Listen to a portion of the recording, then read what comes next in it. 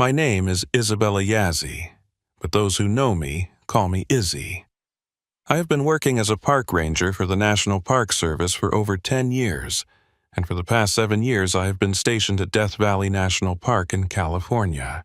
This is a place of extremes. It is the driest, lowest, and hottest point in North America.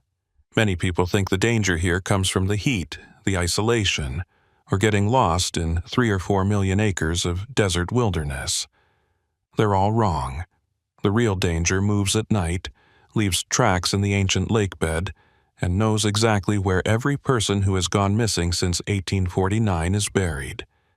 Don't forget to subscribe to the channel and like the video. Also, share your thoughts on the story in the comments. Your opinions are very valuable to us. The sailing stones of Racetrack Playa have been a mystery for decades. These stones, some weighing up to 700 pounds, move across the flat desert surface, leaving behind tracks hundreds of feet long.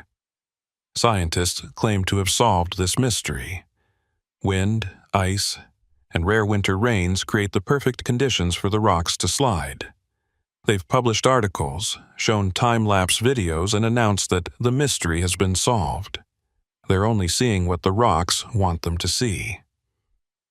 I first noticed something was wrong in March 2023. It was my routine patrol of Racetrack Playa, a dry lake bed in the northern part of the park that looks like cracked pottery stretched to the horizon. The sailing stones were in their usual positions, or so I thought, until I checked my GPS records from the previous month. Stone designation RS7, a 600-pound dolomite boulder, had moved 347 feet. Nothing unusual there, except it had moved in a perfect spiral pattern, and at the center of that spiral my metal detector went crazy. 3 feet down, we found them. Erica and Helmut Fischer, the Death Valley Germans who'd gone missing in 1996. They'd been the subject of one of the park's most extensive search operations, their disappearance spawning countless theories and amateur investigations. Their rental van had been found at the bottom of Anvil Canyon, but their bodies were never recovered. Until the rock led me to them. They were perfectly preserved, mummified by the desert heat and mineral-rich soil. But that wasn't the strangest part. They were holding hands, and clutched between them was a notebook, the pages filled with numbers. GPS coordinates, dozens of them, and a message in shaky handwriting. Die Steine wissen es. Sie haben es uns gezeigt. The stones know. They showed us. I should have reported it immediately, followed protocol, called in the FBI. Instead, I pocketed the notebook and told my supervisor we'd found the Germans, but no unusual circumstances. Something in my grandmother's voice echoed in my mind, stories she'd told me about this desert when she worked the uranium mines in the 1950s. The rocks aren't just rocks, mija, she'd said in her mix of Navajo and Spanish. They're messengers. They carry the memory of everyone who's died here, and sometimes, when the conditions are right, they show you where the earth has swallowed them. I'd dismissed it as reservation folklore mixed with radiation-induced delusions from her mining days. Now, holding that notebook, I wasn't so sure. That night, I returned to Racetrack Playa alone. It's strictly forbidden. Solo patrol in Death Valley at night is a termination offense. But I had to know. I set up my equipment: time-lapse cameras, motion sensors, electromagnetic field detectors I'd borrowed from a paranormal investigator friend who owed me a favor, and most importantly, a drone with thermal imaging. At 2:47 a.m., the temperature dropped 20 degrees in less than a minute. My breath became visible, which should be impossible in Death Valley even in March. Then I heard it, a sound like grinding stone, but rhythmic, almost musical. Through my night vision goggles I watched as 13 stones began to move simultaneously. They weren't sliding. They weren't being pushed by wind or ice. They were lifting slightly off the ground, rotating, and setting back down a few inches forward. The movement was deliberate, intelligent. They were writing something in the earth. I launched the drone, sending it up for an aerial view. What I saw on the monitor made my hands shake. The stones were creating a map. Not just any map.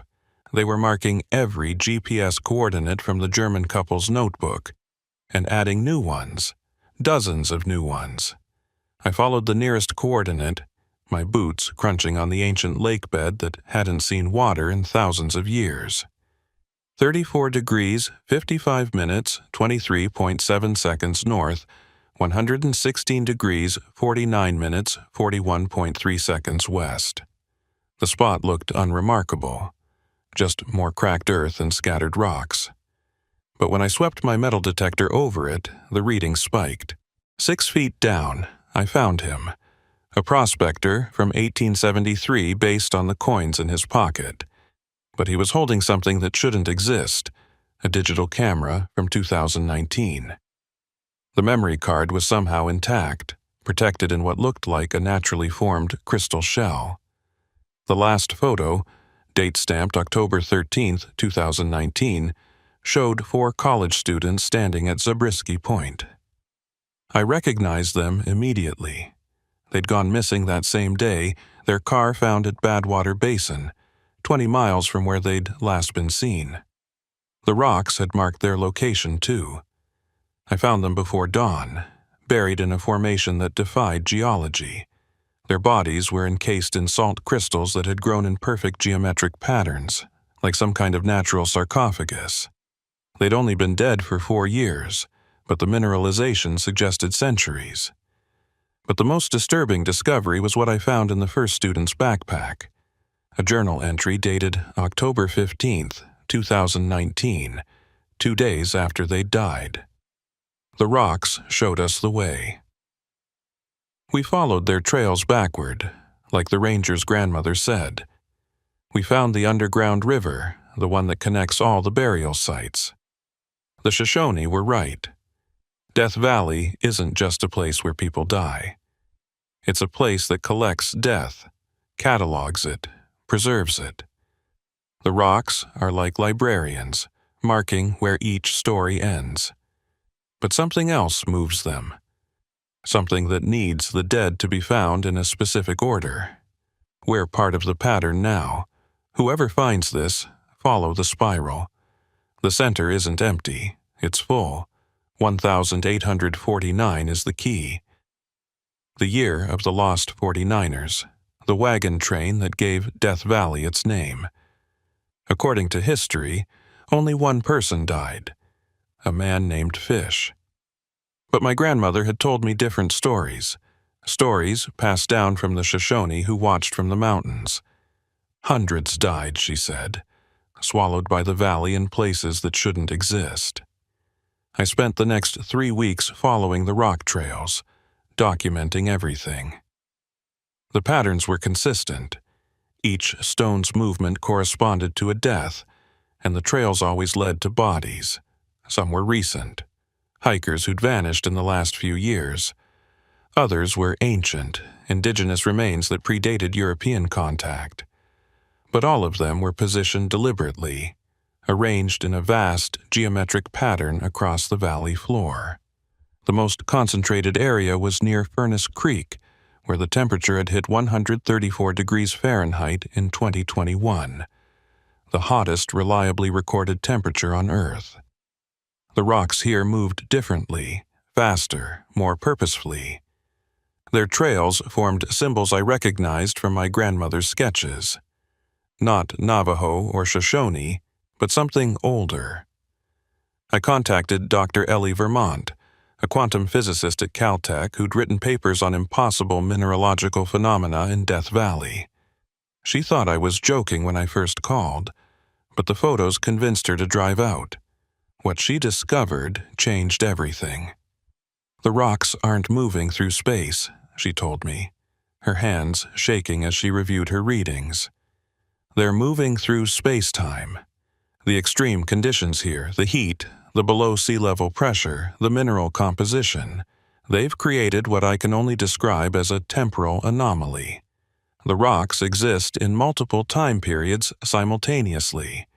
When they move, they're actually maintaining their position while time flows around them differently. So they're not marking where bodies are, I said. They're marking where bodies will be? Both. Neither. All simultaneously. She pulled up a 3D model on her laptop. Look at this. If we map every position these rocks have occupied based on their trails, and we add the time dimension, they're creating a four-dimensional structure. A pattern that extends not just across space, but through time. What kind of pattern? She was quiet for a long moment. Have you ever heard of the Barker Ranch? My blood ran cold. Barker Ranch was where the Manson family hid out in 1969, in the Panamint Range on the western edge of Death Valley. Charlie Manson was convinced there was an underground city beneath the desert, a place he called the Hole, where he and his followers could hide during the race war he was trying to start. The geology surveys from the 1960s were classified, Ellie continued. But I have a contact at China Lake who shared some declassified portions. There's definitely something under Death Valley, not a city, but a natural formation that shouldn't exist. Caverns that maintain a constant temperature of 72 degrees Fahrenheit, even when it's 130 degrees Fahrenheit on the surface. And get this, the magnetic anomalies in those caverns match the positions where your rocks stop moving. I knew where we had to go next. The spiral pattern the rocks had been creating all led to one central point. 36 degrees, 30 minutes, 14.5 seconds north, 117 degrees, 5 minutes, 45.8 seconds west. According to my GPS, it was an unremarkable spot in the middle of the Mesquite Flat sand dunes. But according to the Death Valley German's notebook, it was something else entirely. The last entry, in Erika Fischer's handwriting, simply said, Der Eingang zur Sammlung, the entrance to the collection. We arrived at the coordinates just before sunset. The sand here was different, finer, almost crystalline, and it hummed with a frequency you could feel in your bones. Ellie's equipment went haywire, detecting particles that shouldn't exist, electromagnetic readings that defied physics. That's when we saw them. Not just moving rocks, but dozens of them, converging on our location from all directions. They moved in daylight, in full view, sliding through the sand as if it were water. They formed a perfect circle around us, and in the center, the sand began to spiral downward, creating a vortex that revealed something underneath. Metal. Ancient, corroded metal with symbols that looked both indigenous and impossibly advanced. It was a hatch of some kind, partially buried, probably hidden for centuries until the rocks decided to reveal it. We should call this in, Ellie said, but she was already pulling out her tools, unable to resist the mystery. We should, I agreed, but I was already turning the wheel lock mechanism that shouldn't have existed in Death Valley, that shouldn't have existed in 1849, that shouldn't have existed at all. The hatch opened with a pressurized hiss, revealing a ladder descending into darkness. The air that rushed out was cool, 72 degrees Fahrenheit exactly, and it carried a smell like ozone and something else, something organic and ancient. I looked at Ellie, then at the rocks surrounding us. They'd stopped moving, waiting, as if they'd fulfilled their purpose by bringing us here. In the distance, I could see more rocks approaching, their trails converging on this spot. Whatever was down there, whatever the rocks had been marking, we were about to discover why Death Valley had been collecting bodies for over 150 years. My grandmother was right, I whispered, testing the ladder's stability. The rocks are messengers. But the question is, who are they delivering us to? The ladder descended for exactly 134 rungs. I counted each one, remembering that 134 was the temperature record at Furnace Creek. Like everything in Death Valley, even this depth had meaning. The walls transitioned from natural sandstone to something else, a material that looked like volcanic glass but felt warm to the touch, pulsing with a rhythm disturbingly similar to a heartbeat. Ellie followed close behind, her equipment bag scraping against the narrow shaft.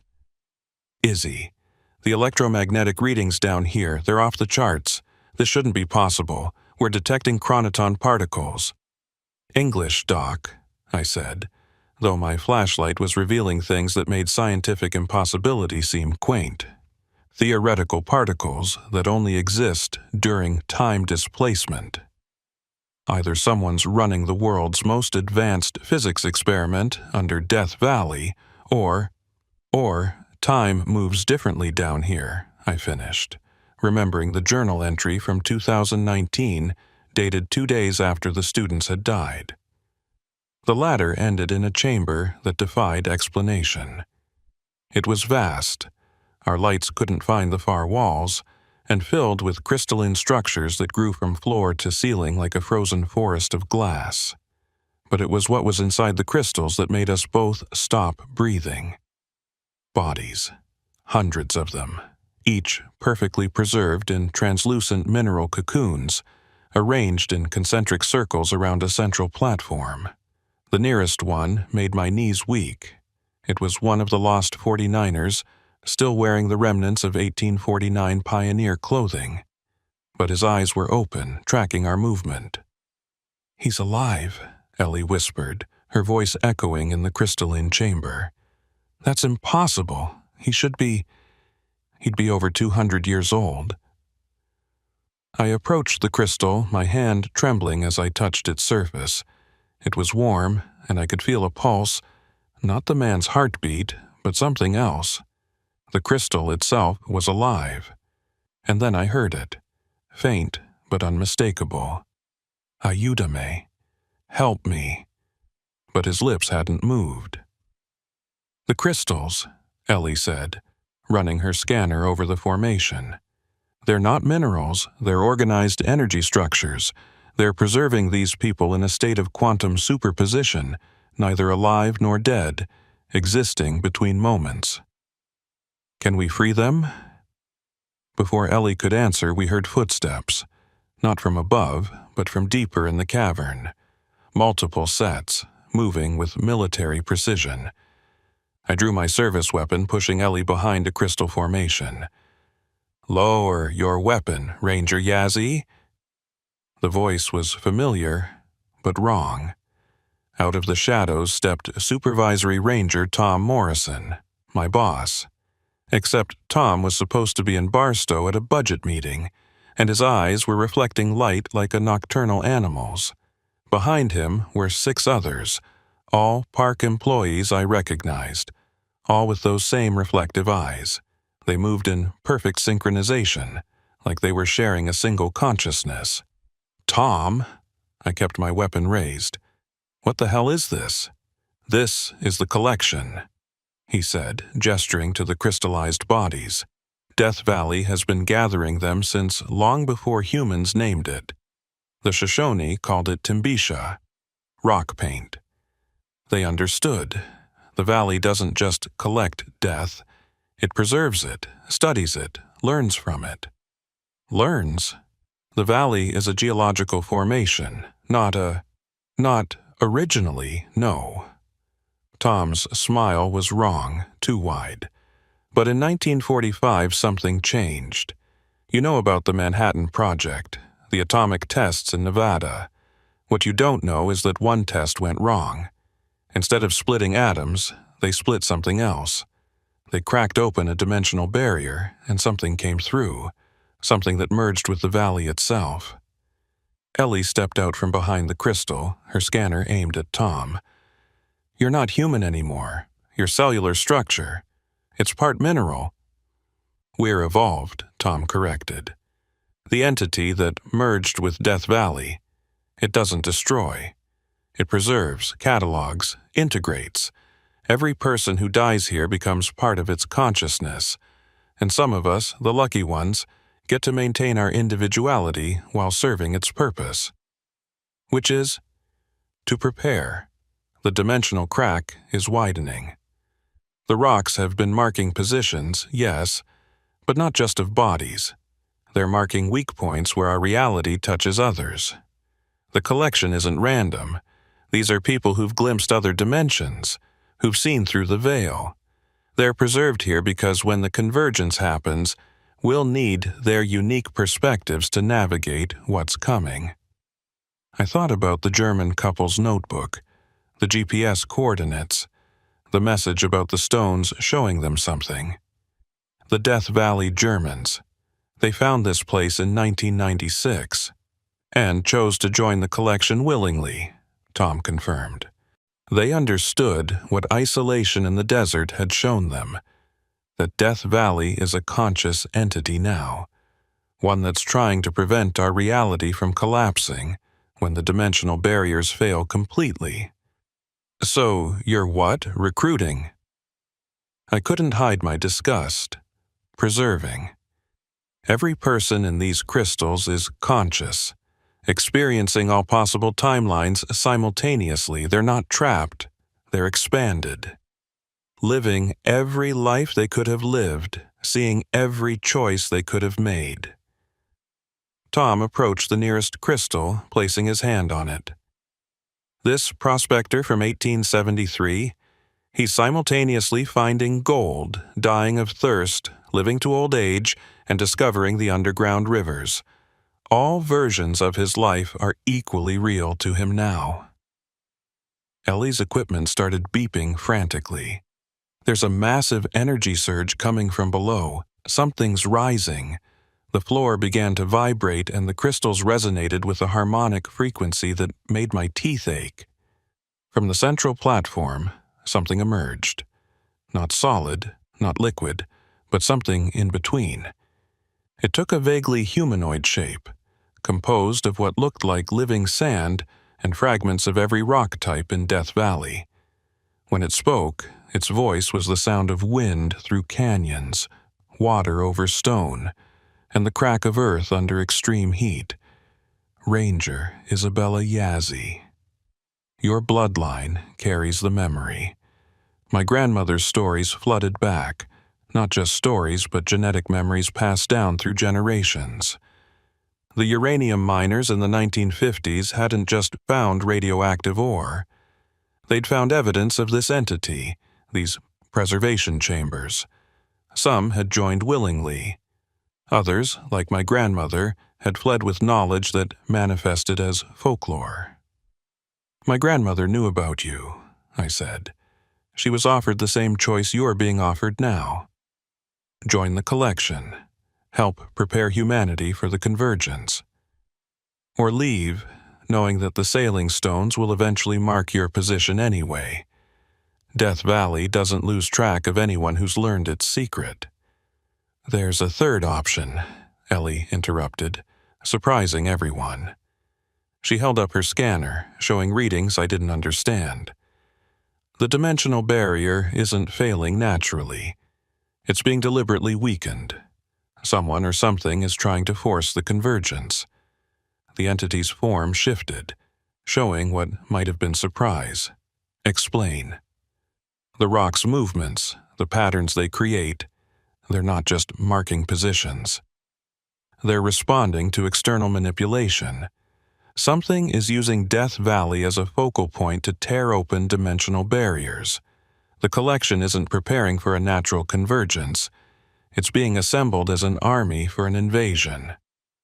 Tom and the other changed rangers suddenly looked uncertain, their synchronized movements faltering. That's impossible. The entity wouldn't lie to us. The entity might not know it's being used, Ellie continued. Think about it. What better way to gather interdimensional scouts than to preserve people who've glimpsed other realities? Someone's been playing a very long game, using Death Valley's unique properties to build a bridge between worlds. The entity's form became more agitated, sand swirling faster. If this is true, the collection is compromised. The patterns the stones had been creating aren't protective. They're summoning. That's when the lights went out.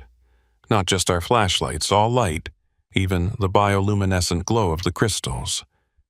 In the absolute darkness, I heard my grandmother's voice, impossible but unmistakable. Mija, the rocks were never messengers. They were bait. Emergency lighting suddenly activated. Harsh red illumination that revealed we weren't alone anymore. Dozens of figures stood among the crystals, but these weren't preserved bodies. They were something else. Humanoid, but wrong. With too many joints in their limbs and faces that kept shifting between expressions like a glitched video feed. Dimensional refugees, Ellie breathed. They're from collapsed realities, looking for a stable dimension to colonize. The lead figure spoke in a language that hurt to process, words that seemed to exist in multiple tones simultaneously. Tom translated, his voice strained. They thank us for preparing the collection. Each preserved consciousness is a doorway they can use to enter our reality permanently.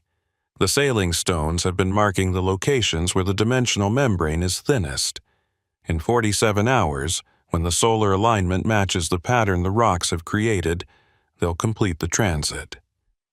3 million refugees from dying dimensions will pour through Death Valley. 3 million? I looked at the preserved bodies, hundreds of them. How? Each consciousness exists in superposition, the entity explained, its form now defensive, protective of the crystals. They can host thousands of interdimensional refugees simultaneously. We thought we were preserving them. We were actually preparing vessels. The refugees began moving towards the crystals, their forms becoming more solid with each step. Tom and the other changed rangers tried to stop them, but passed right through them. They existed on slightly different dimensional frequencies. We need to destroy the crystals, I said, raising my weapon. No, the entity's voice was desperate. Those are still living people experiencing existence across multiple timelines. Destroying the crystals would collapse their consciousness into a single point. They'd experience every possible death simultaneously. The psychic trauma would ripple through dimensions. Ellie was frantically working with her equipment. There might be another way. The sailing stones, they're quantum entangled with the crystals. If we can reverse their movement patterns, make them go backward along their trails, it would undo the summoning pattern, the entity finished. But the stones are 30 miles away on the surface, and we'd need to move all of them simultaneously, precisely, within, it paused, calculating. 17 minutes before the refugees fully phase into our dimension. The German's notebook, I remembered suddenly. They didn't just record where the stones were. They recorded where they'd been. Every position for the past 20 years. Tom's eyes cleared for a moment, his original personality breaking through. The Park Service has GPS trackers on 37 of the major sailing stones. I can access the control system from here, but moving them would require a consciousness that exists across multiple timelines, Ellie finished. Someone in the collection who understands the patterns. She looked at the crystal containing the 49er whose eyes had followed us. Him. He's been watching the patterns for 174 years. The refugee beings sensed our plan. They began moving faster, their forms solidifying. We had minutes, maybe less.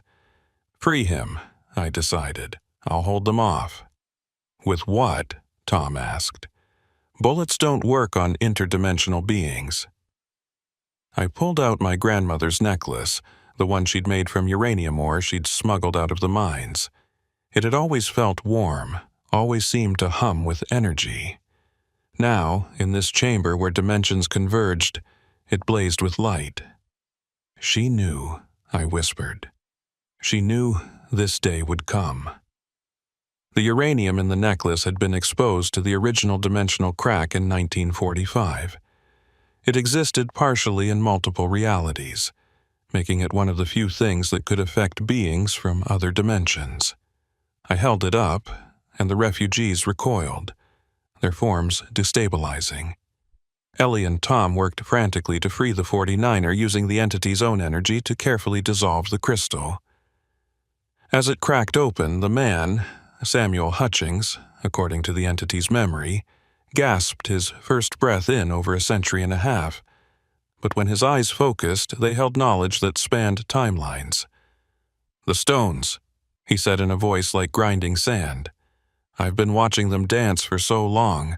I know where they need to go, but moving them, it will undo more than just the summoning." Samuel Hutchings stood unsteadily, his body somehow both ancient and timeless. When he spoke again, his voice carried the weight of 17 decades of observation. "Moving the stones backward will collapse the summoning pattern, yes, but it will also undo every death that's been marked by their trails. Every person they've led us to, every body they've marked, those deaths become uncertain, existing in quantum flux. Some will live, some will die differently. Some will never have existed at all." "That's impossible," Ellie protested. "You can't just undo death." "In Death Valley, death isn't final," Samuel interrupted. "It's cataloged." The entity has been maintaining a ledger of every ending, creating a database of human termination.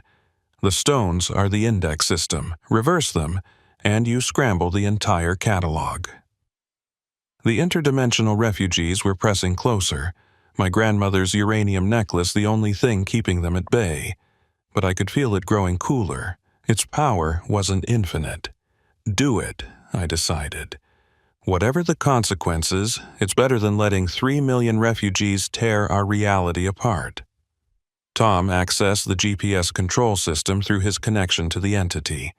On his tablet, 37 dots appeared on a map of racetrack playa, each representing a tracked sailing stone. I can trigger their movement remotely, but I need exact coordinates.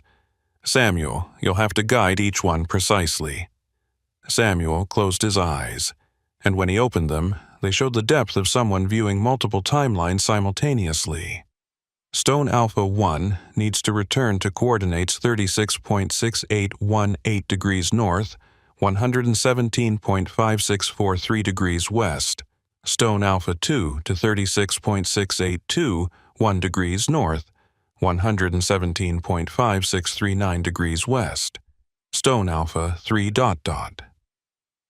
He rattled off coordinates with inhuman precision, each number corresponding not just to a location, but to a specific moment in time when that stone had been there before. Tom input them frantically while Ellie monitored the dimensional stability. "We have a problem," Ellie announced. "The refugees aren't just watching, they're adapting. They're starting to sync with our dimension's frequency. 5 more minutes and the uranium won't affect them anymore." That's when I heard it. Engines, multiple vehicles approaching from above. The ladder shaft filled with voices, and suddenly a tactical team in black gear rappelled into the chamber. Not Park Service, not FBI. Their patches showed an agency I didn't recognize, Dimensional Integrity Commission. Their leader, a woman with silver hair and eyes that had seen too much, surveyed the scene quickly. "Ranger Yazzie, I'm Director Walsh. We've been monitoring Death Valley since the 1945 incident. Step away from the refugees. You knew?" I was beyond anger, settling into a cold fury. "You knew what was happening here. We've known about the entity, the collection, all of it. Death Valley is one of 17 dimensional soft spots we monitor globally. But this," she gestured at the refugees, "this is new. Someone's weaponized the natural phenomenon." "Someone?" The entity's form swirled, agitated. "Who would do this?" Director Walsh pulled out a device that looked like a militarized IPAD.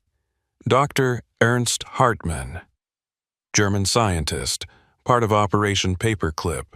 He was supposed to have died in 1972, but we've detected his quantum signature at every dimensional soft spot for the past 50 years. He's been setting this up since before most of us were born. The Death Valley Germans, I breathed. Their notebook, it was in German. Hartman's grandchildren, Walsh confirmed. He sent them here in 1996 to plant the final component of his plan. They thought they were exploring, but they were actually delivering a quantum transmitter that would attract refugees from dying dimensions. Ellie looked sick. He's creating a dimensional refugee crisis on purpose. Why? Because in chaos, there's opportunity, a new voice said. From behind the refugees, passing through them like they were mist, walked an elderly man in a pristine lab coat. Despite his apparent age, he moved with unnatural vigor. Dr. Ernst Hartmann had finally shown himself. 17-dimensional soft spots, he continued, his accent still thick after decades in America. Each one preparing to receive refugees from collapsed realities. But not randomly. I've been selecting which dimensions fail, which survivors come here.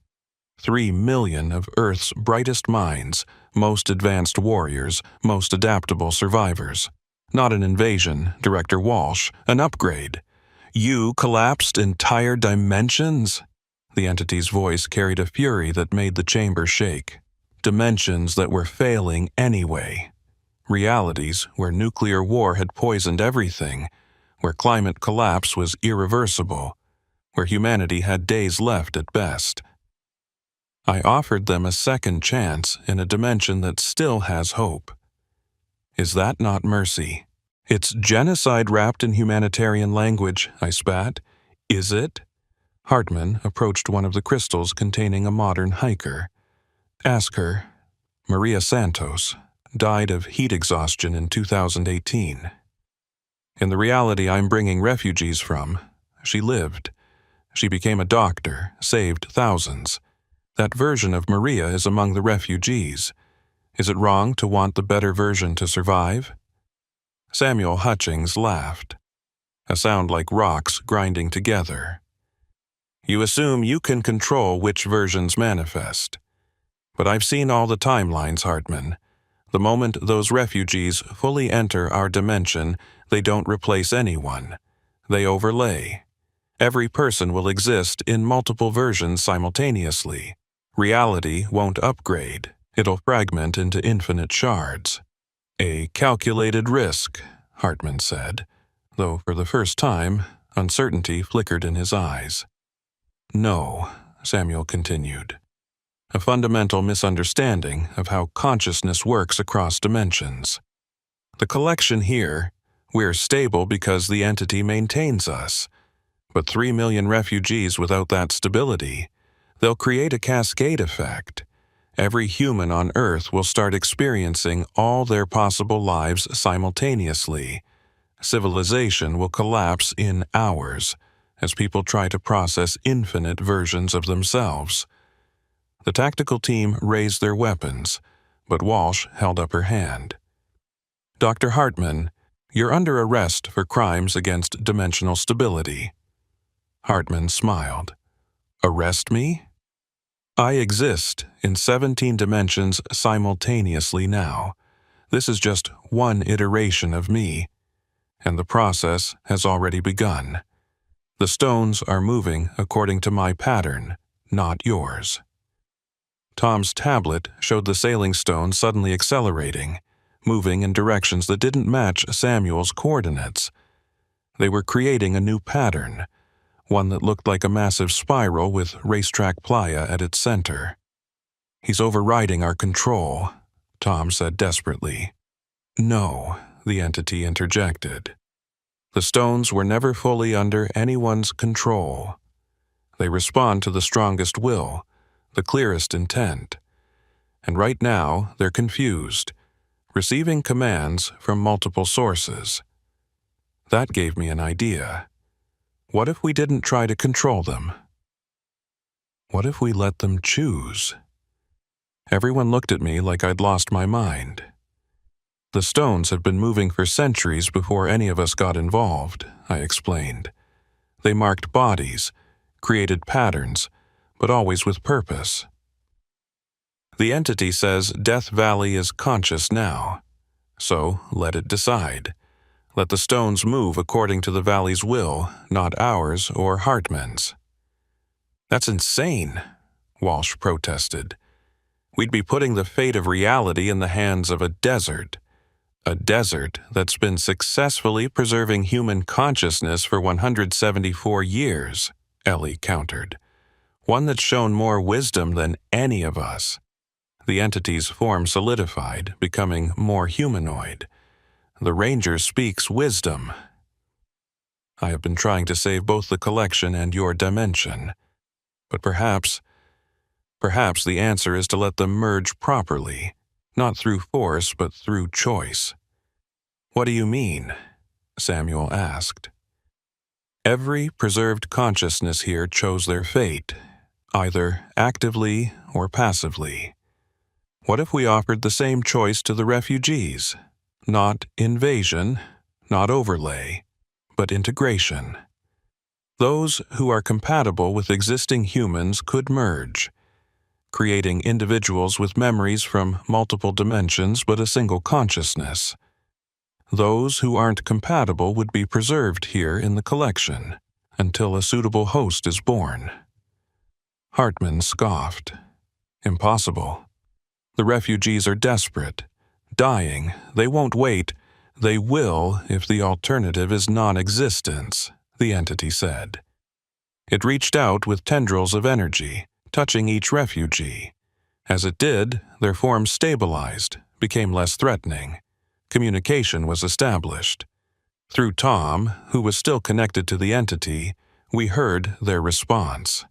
They were scientists, artists, soldiers, teachers, people who had watched their worlds die. They didn't want to conquer, they wanted to survive. But Hartman had promised them bodies to inhabit, lives to take over. He lied to you, I said, speaking directly to them through the entity's translation. Taking over our bodies wouldn't save you. It would destroy both of us.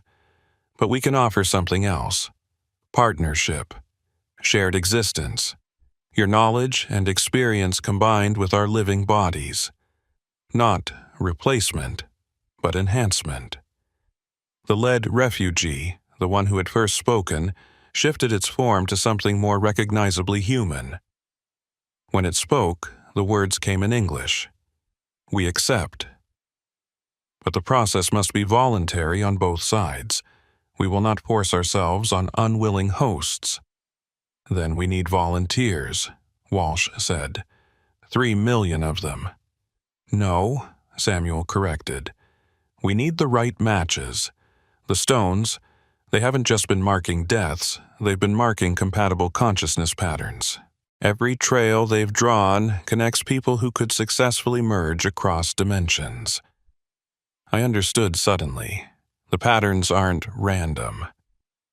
The stones have been preparing for this for decades, maybe centuries. They knew this day would come. The Shoshone knew, the entity confirmed. They called this valley Timbisha, rock paint, but the full translation is rocks that paint destiny. They understood that the stones were drawing a map not of deaths, but of potential rebirths. Ellie's equipment beeped. The dimensional barrier is critical. We have minutes before it either collapses completely or seals permanently. Whatever we're doing, it has to be now. I looked around the chamber, at the preserved bodies and crystals, the interdimensional refugees, Hartman's smug certainty, Walsh's tactical team, and my friends transformed by the valley's consciousness, everyone waiting for someone else to make the choice. I volunteer, I said. I'll take the first merger. Izzy, no, Ellie started. My grandmother knew this day would come. She prepared me with stories that were actually genetic memories, protected me with uranium that exists between dimensions. I'm already partially connected to multiple realities. Let me be the proof that this can work. The lead refugee approached me. Up close, I could see what it had been. A woman, a park ranger like me, but from a dimension where Yellowstone's supervolcano had erupted in 2012. She had spent her last years trying to save people from the ashfall that blocked out the sun. "Our minds will touch," she warned. "You'll see my dying world. I'll see your living one. We'll share everything, memories, skills, traumas, hopes. I understand." She reached out with a hand that wasn't quite solid, and I met her halfway. The moment we touched, I experienced death and life simultaneously. I saw her world end in fire and ash, felt her desperate struggle to save even one more life. But I also felt her joy at seeing blue sky through my eyes, her relief at breathing air that didn't burn. Our consciousnesses didn't battle for control, they danced, finding harmony and shared purpose. When the merger completed, I was still Isabella Yazzie, but more. I had her knowledge of volcanic geology, her experience with mass evacuation procedures, her memories of a daughter who looked exactly like the one I'd never had. I was myself, but enriched by another lifetime of experience. "It works," I said, my voice carrying new harmonics. "It actually works." The chamber erupted in activity. Other preserved consciousnesses began volunteering, offering to merge with compatible refugees. The sailing stones above ground began moving in a new pattern, not summoning or banishing, but harmonizing, creating a frequency that would allow voluntary merger across the dimensional barrier. But Hartman wasn't done. "Fools! You're diluting humanity, contaminating our pure timeline with failures from dead worlds." He pulled out a device I recognized from my merged memories, a dimensional destabilizer technology from the refugees' world that could collapse pocket realities. "If I can't have my army, no one can." He activated it. The dimensional destabilizer screamed to life, emitting a frequency that made reality itself ripple like water disturbed by an invisible hand. The crystalline structures began to crack, spiderweb fractures spreading through their surfaces as the preserved consciousnesses inside cried out in harmonics that human throats couldn't produce. The refugees' forms started to dissolve, their carefully maintained coherence unraveling like smoke in a hurricane. I felt my newly merged consciousness threatening to tear apart. Two sets of memories trying to separate like oil and water. But the entity, Death Valley itself, responded with a roar that came from the very bones of the earth. The chamber filled with sand, not blown by any wind but materialized from every grain that had ever existed in the valley above. Each particle carried a fragment of memory, a 49er's last breath, a German tourist's final realization, a Shoshone elder's death chant from centuries past. The sand swirled around Hartman in patterns that seemed both random and deliberate, forming symbols that existed in no human language but spoke directly to the consciousness. "You understand nothing," the entity spoke through the sandstorm, its voice the combined whispers of millions who had perished in this desert. Death Valley isn't just conscious. It's a collective. Every death here, from the smallest insect baking on hot rocks to the lost pioneers who gave this place its name, becomes part of me. I am their memory, their legacy, their undying will, and I will not let you destroy what we've built through suffering and time. The sand invaded Hartman's destabilizer, each grain carrying trace amounts of quartz and magnetite, minerals that interfered with the device's delicate quantum circuits. But more than that, they carried intention.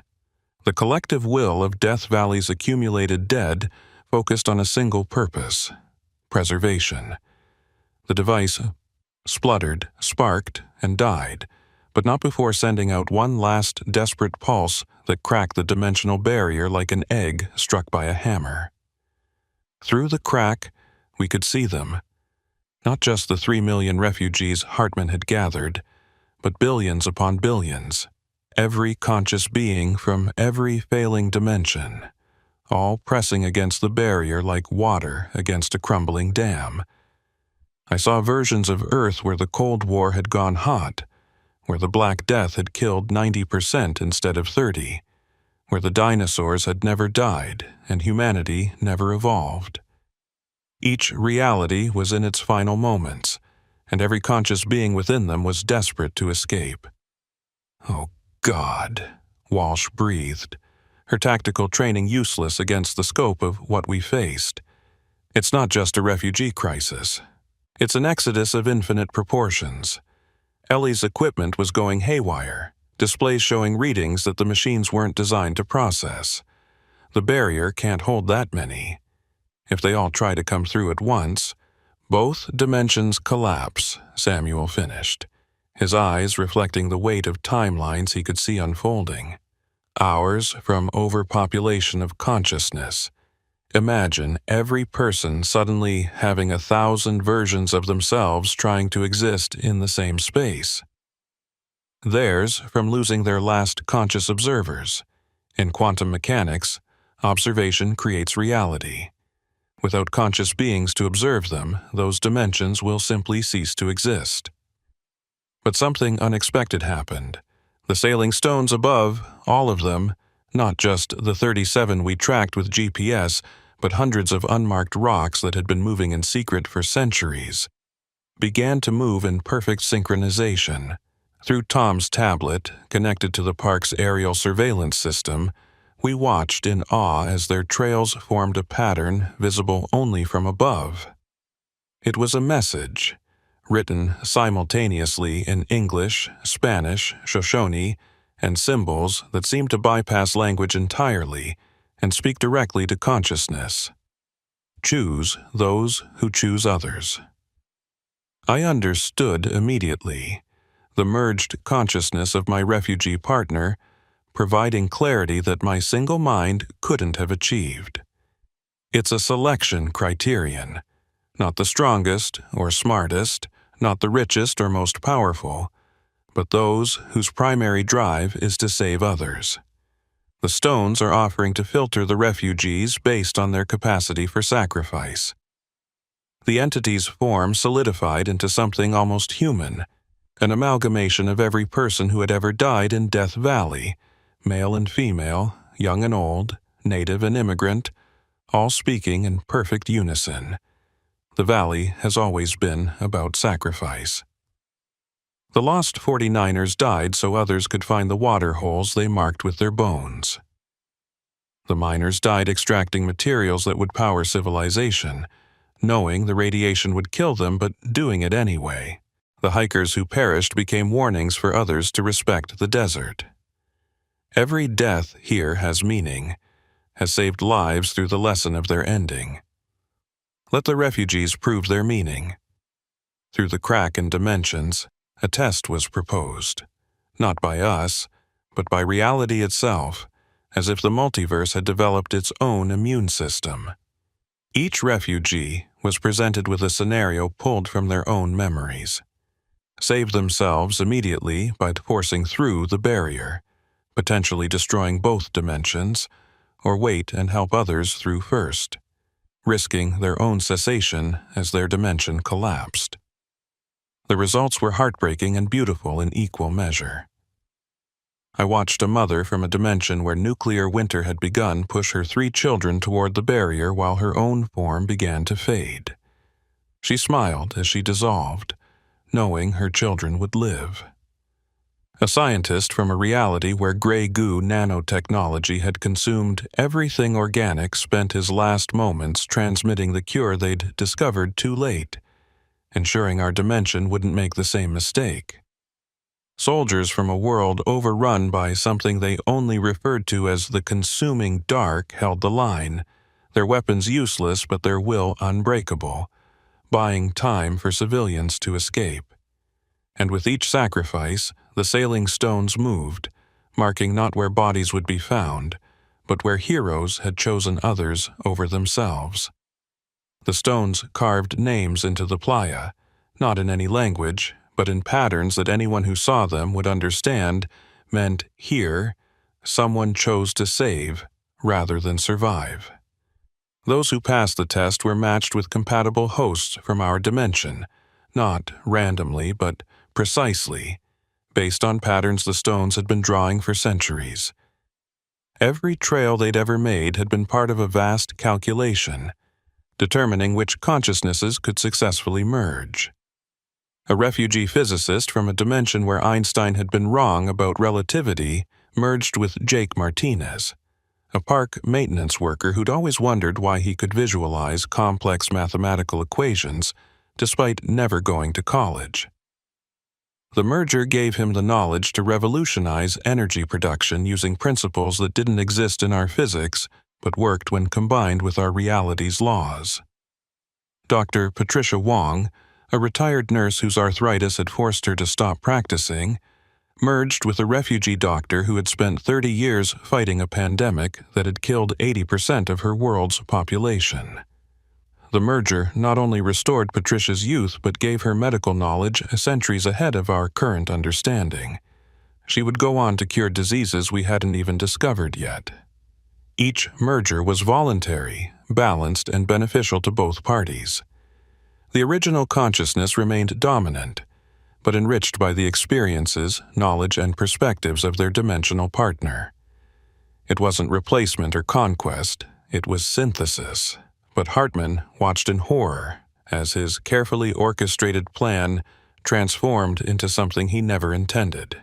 This isn't evolution, it's contamination. You're destroying the purity of our timeline. Purity. I laughed with two sets of memories, two perspectives on his madness. I'm Navajo Mexican-American, and now I also carry the memories of a Jewish-Korean park ranger from a dimension where the Axis won World War II.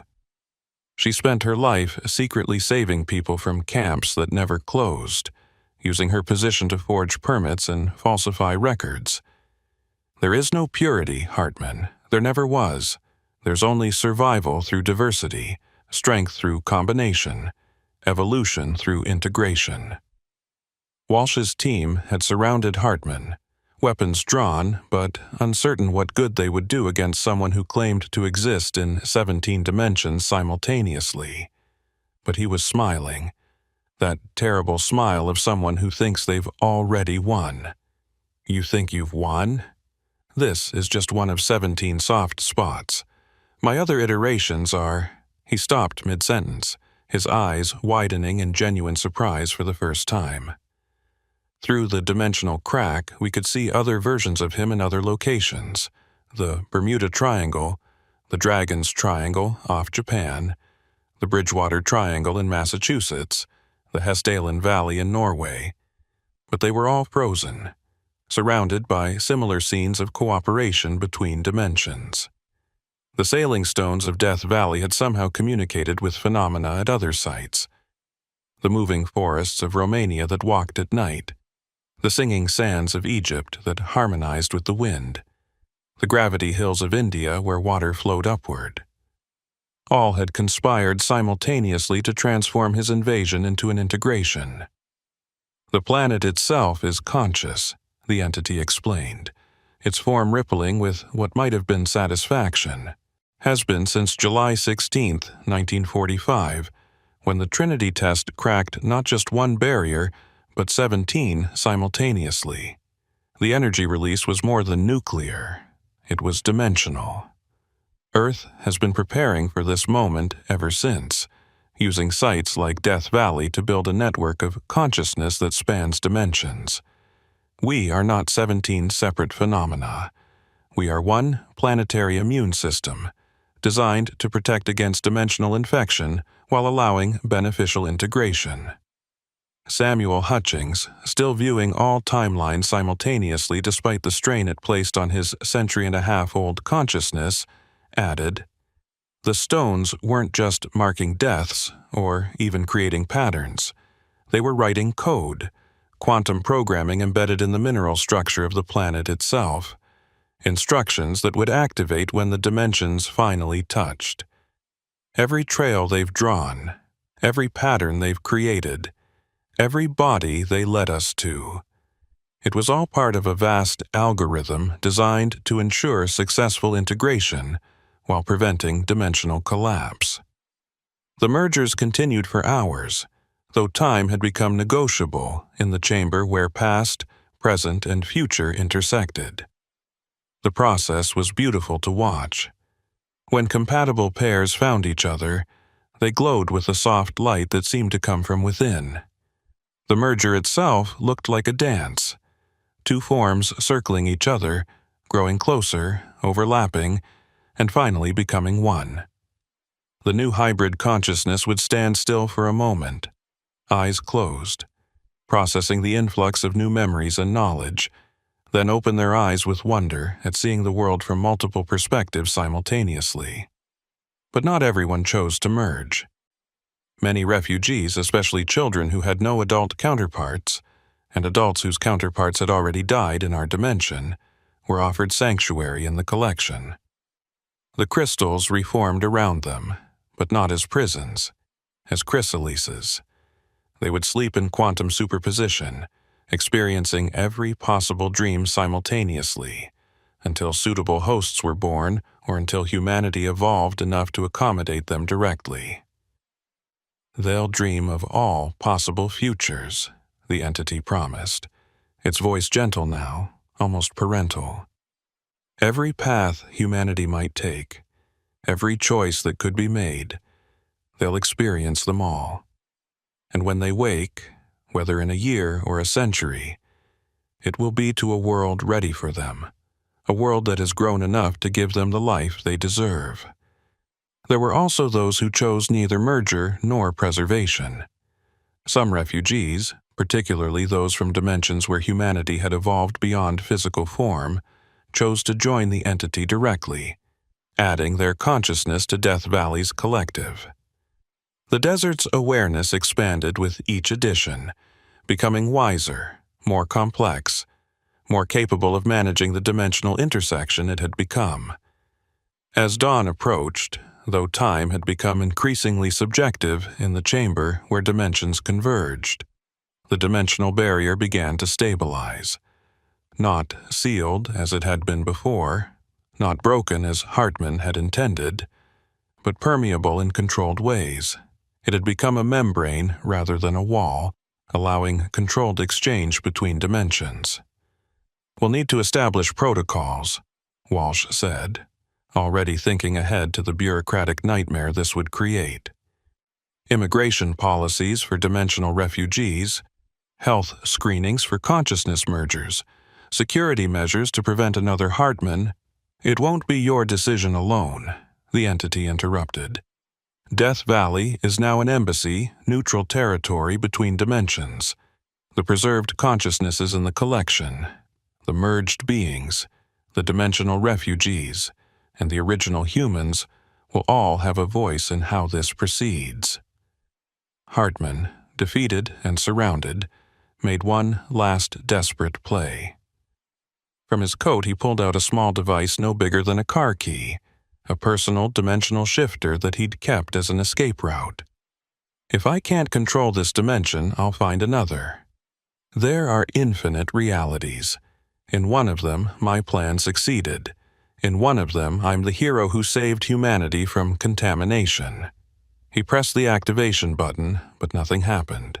Or rather, something did happen, but not what he expected.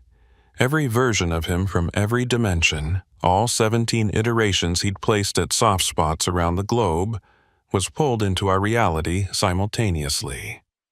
They materialized in the chamber, 17 Hartmans of various ages and conditions. One was missing an arm, lost to something he'd awakened in the Bermuda Triangle. Another was partially crystallized, transformed by the singing sands of Egypt. A third was younger, from a dimension where he'd started his plan decades earlier. They looked at each other in horror, each recognizing their own obsession reflected 17 times over. "Poetic justice," Walsh commented. "You wanted to overlay consciousnesses? Experience it yourself." The Hartmans tried to speak, but their voices overlapped into incomprehensibility. They reached for each other. Whether to fight or embrace, we couldn't tell, and the moment they touched, they began to merge involuntarily. But unlike the careful, voluntary mergers we'd facilitated, this was chaos. Every version fighting for control, every timeline battling for supremacy, 17 different plans trying to execute simultaneously. When it ended, what stood there was still recognizably Hartman, but fractured, jumping between versions of himself every few seconds, unable to maintain a single identity. Young, then old, whole, then damaged, speaking in 17 languages, including some from dimensions where German had evolved differently. His eyes showed the strain of experiencing 17 lifetimes simultaneously without the buffer of acceptance that made the voluntary mergers bearable. "The stones will mark your position," the entity told him, not unkindly, but with the finality of judgment. "All your positions, across all timelines, simultaneously.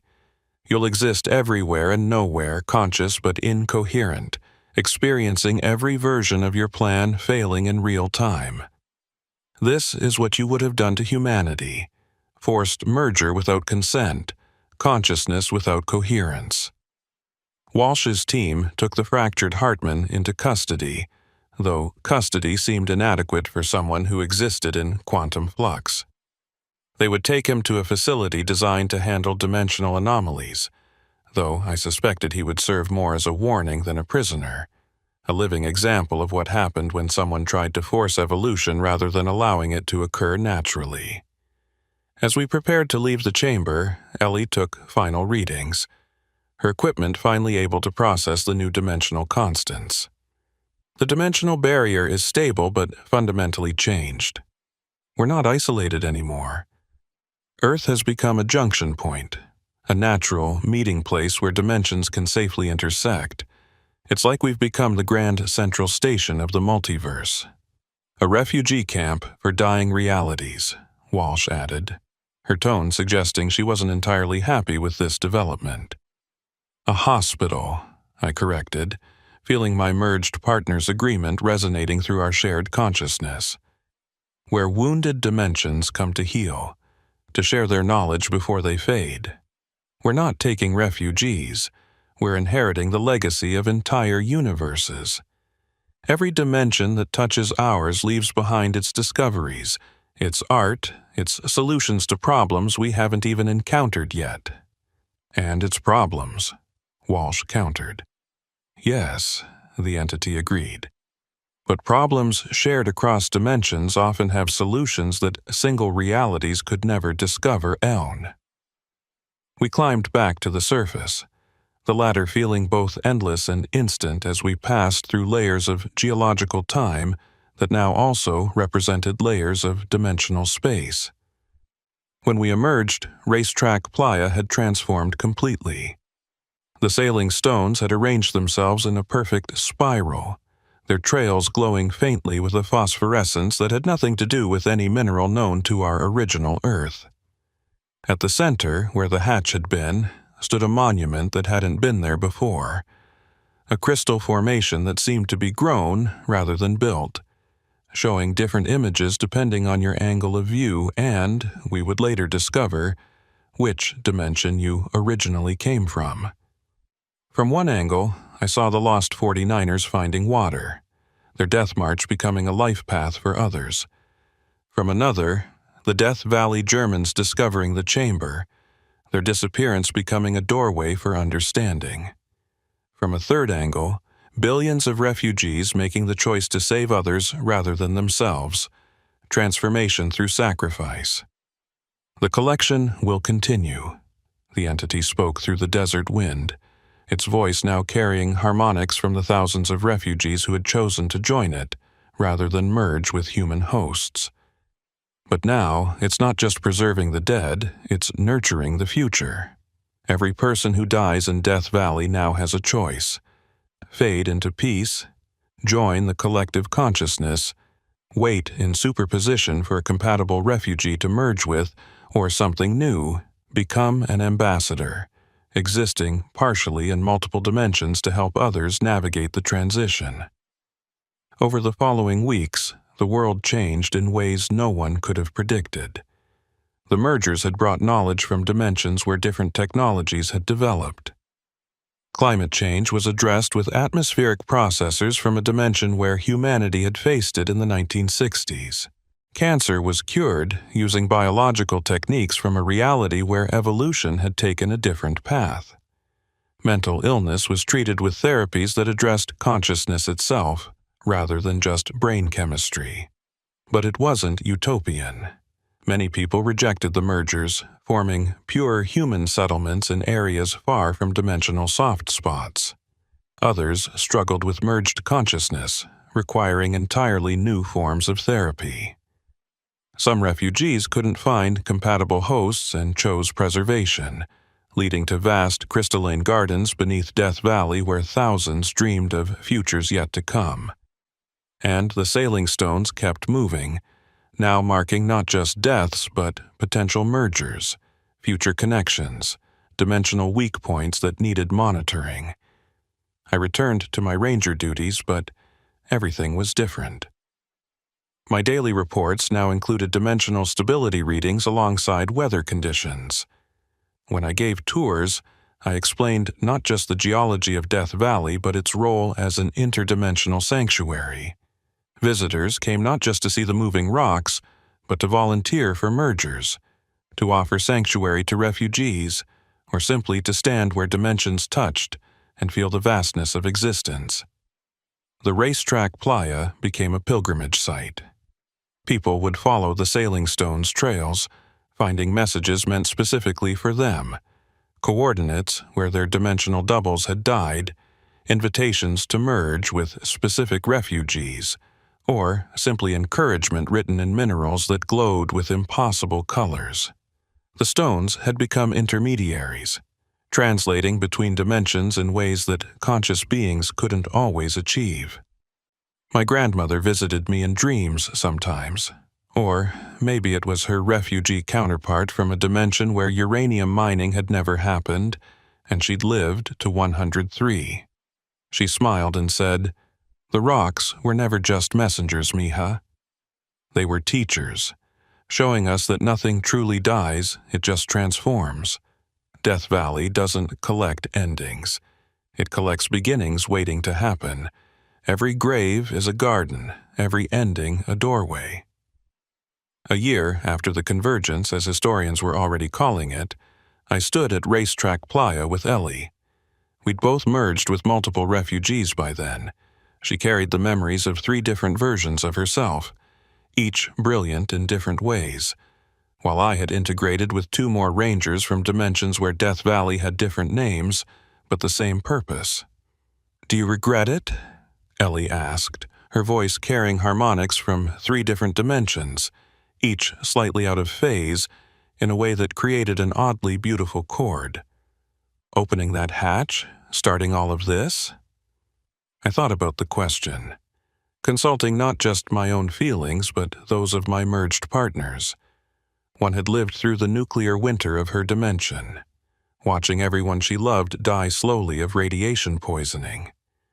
Another had seen Earth consumed by gray goo, spending her last days desperately transmitting warnings through dimensional static. Both were grateful to exist here, to have their knowledge and experience mean something. "The stones would have revealed it eventually," I said. "They've been preparing for this for centuries, maybe longer." Every trail they've ever drawn was part of the equation. We just happened to be the generation that got to see the pattern complete. The question isn't whether we should have opened the door, it's whether we're worthy of what came through. A new stone began to move as we watched, a small one we hadn't cataloged before.